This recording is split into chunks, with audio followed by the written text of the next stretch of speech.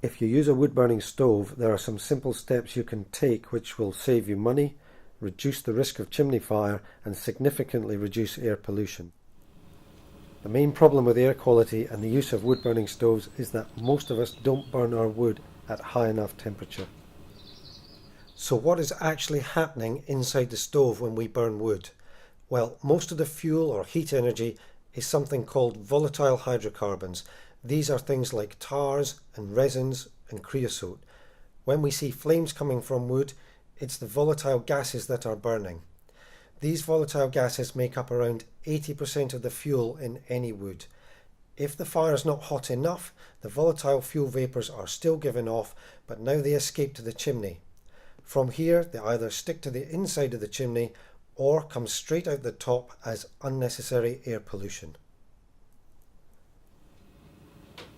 The burning temperature and efficiency of your stove is affected by four main factors: the design of your stove, the design and construction of your chimney, the moisture content of the wood, and most important of all, the way you operate or control your stove. So how to get it right? Bringing your stove up to correct operating temperature quickly and keeping it there will give the best result. Use plenty of small kindling or suitable fire lighters so that the fire is quickly established. Slightly larger logs go on top.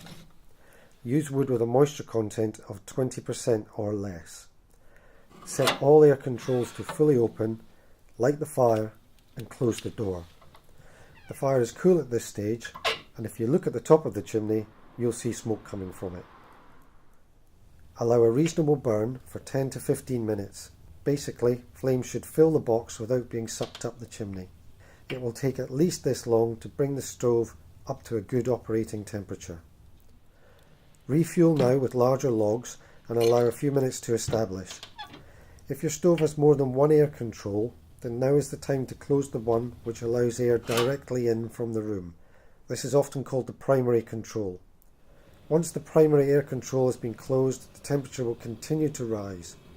Using a flue pipe thermometer will help you to know when you have reached the optimum temperature. Once you reach optimum temperature, you may now be able to reduce the amount of air using a secondary control. Reducing this air will slow the rate of burn, but it is vital not to close it off too much. There should always be a reasonable amount of flame in the box and the glass should stay clear. If the air controls are shut down too much, the burning temperature drops, fuel is wasted, and lots of pollution is produced.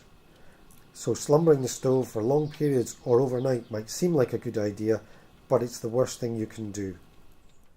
As well as wasting your fuel, the chimney is now clogging up, and lots of unnecessary pollution is produced in your local area.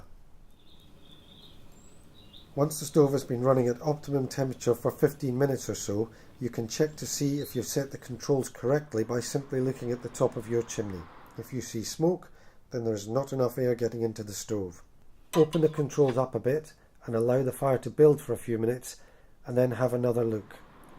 Once there is no smoke coming from the top, you've got it right. Every stove is different and you need to know what is best for you. Ask your local professional chimney sweep to take you through the process for your stove.